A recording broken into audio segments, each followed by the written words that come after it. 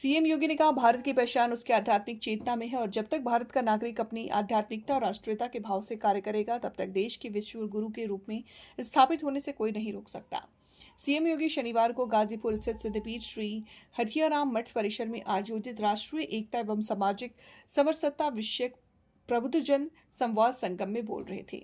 मुख्यमंत्री योगी आदित्यनाथ ने कहा कि उनका सौभाग्य है कि उन्हें भगवती मां परम्बा बुढ़िया देवी और दर्शन के और 900 वर्ष पुरानी सन्यासी परंपरा के सिद्ध पीठ में पूज्य महामंडलेश्वर स्वामी भवानी नंदन यति जी महाराज के सानिध्य में उपस्थित होने का अवसर मिला। उन्होंने कहा कि ये पीठ न केवल अध्यात्म का केंद्र है, बल्कि लोक मंगल और राष्ट्रीय एकता का भी सशक्त माध्यम है। भारत की परंपरा ने अपनी विरासत को सगुण और निर्गुण दोनों ब्रह्म को की उपासना मान करके आगे बढ़ाया है।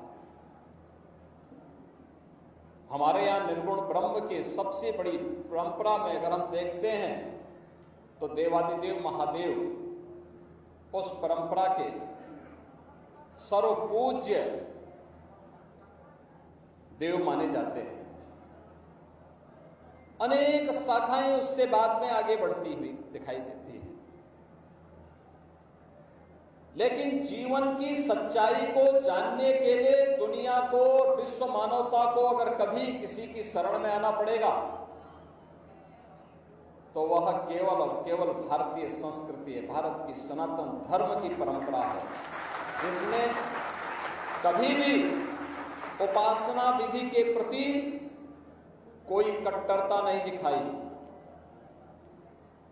हमने कभी नहीं कहा कि जो मंदिर जाएगा वही हिंदू है। हमने कभी नहीं कहा कि जो मंदिर नहीं जाएगा वो हिंदू नहीं है।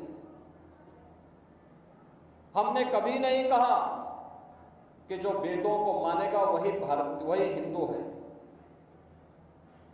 हमने तो कहा जो माने वह भी है, जो नहीं माने वह भी है। सबको गले से लगाया। हमारी परंपरा तो इस बात की आग्रही रही है कि जाति न पूछो साधु की, पूछ लीजिए ज्ञान।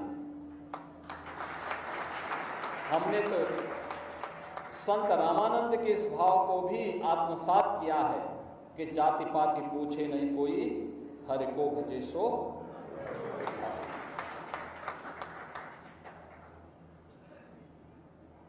आध्यात्मिक विरासत की यह ज्ञान परंपरा बड़ी अद्भुत है और बहुमूल्य भी। दुनिया जहां तक नहीं पहुंच पाई है अभी तक, दुनिया ने भौतिक उपलब्धियां बहुत हासिल की होंगी और कर भी रही है। ये विकास की प्रक्रिया का हिस्सा है, लेकिन भारत के ऋषि मुनियों ने अपने दिव्य ज्ञान से, दिव्य चक्षु से जिन उपलब्धियों को हासिल किया है, अध्यात्म की उन ऊंचाइयों तक पहुंच पाना विश्व मानवता के लिए आज भी एक चुनौती बनी हुई है। आत्मा क्या है और आत्मा का स्वरूप क्या है, ईश्वर क्या है, ईश्वर का स्वरूप क्या है,